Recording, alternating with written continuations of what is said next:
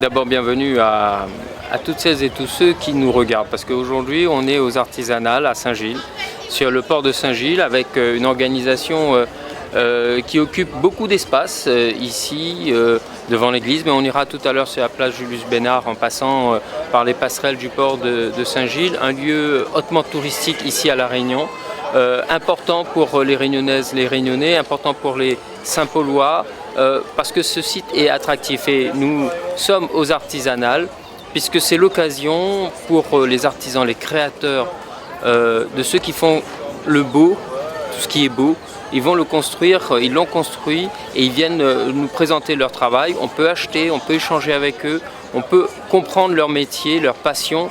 Et c'est cette envie de partager qui nous réunit tous aujourd'hui.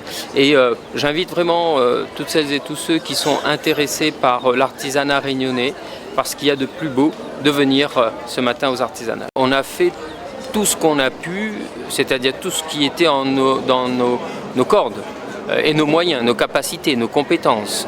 Par exemple, pour celles et ceux qui sont forains, qui payent un espace, on a organisé comme ça des exonérations ou bien alors un étalement de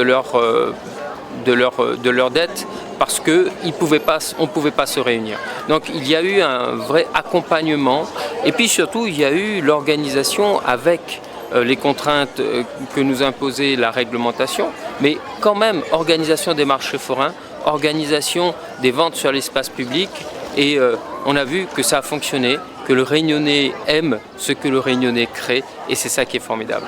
Alors depuis que le TCO est pleinement propriétaire du port de Saint-Gilles, nous nous sommes engagés à ramener de l'animation pour que ce port puisse vivre, faire le lien entre la ville et ce port. C'est le cas, c'est la première manifestation aujourd'hui, les artisanales, où nous avons des artisans qui montent leur savoir-faire sur le port, sur 4 endroits différents, donc ce qui permet aux personnes de cheminer avec cet écrin extraordinaire, la mer juste à côté. Donc c'est un travail en profondeur. Nous allons faire d'autres animations plus festives. Il y aura le Grand Boucan aussi qui permettra aussi d'investir ce port de Saint-Gilles. Et puis dans l'année, nous allons avoir des rendez-vous réguliers pour animer ce port. Le port a été labellisé pavillon bleu. Depuis 2017, ce n'était pas arrivé. Donc c'est un travail avec les équipes du TCO, de la régie du port, pour relancer cette animation, ce port qui est merveilleux et qui accueille tous les Réunionnais tous les week-ends et toute la semaine. Il y a des loisirs liés à la mer, mais aussi il y a des commerces sur ce port et qui vont être dynamisés. On était beaucoup dans les hauts, là on est dans les bas.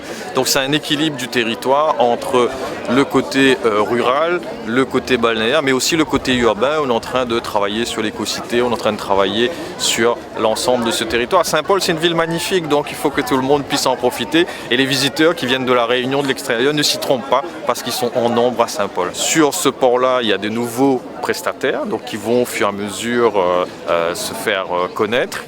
Et sur la zone balnéaire, nous travaillons énormément. Et sur le port, c'est 10 millions d'investissements que nous allons faire pour refaire tous les pontons, remettre de la sécurité et faire à ce que quand on vient sur ce port-là, ça soit en toute sécurité. C'est un travail de longue haleine, mais aujourd'hui, c'est une première action. La reconnaissance pavillon bleu, c'est cette reconnaissance sur le travail écologique que nous faisons sur ce port, sur le recyclage des déchets, un travail environnemental sur ces espaces-là. Et ça, c'est important. Après, sur les changements climatiques, il faut qu'on arrive chacun d'entre nous à faire le geste qu'il faut pour que chacun y contribue personnellement.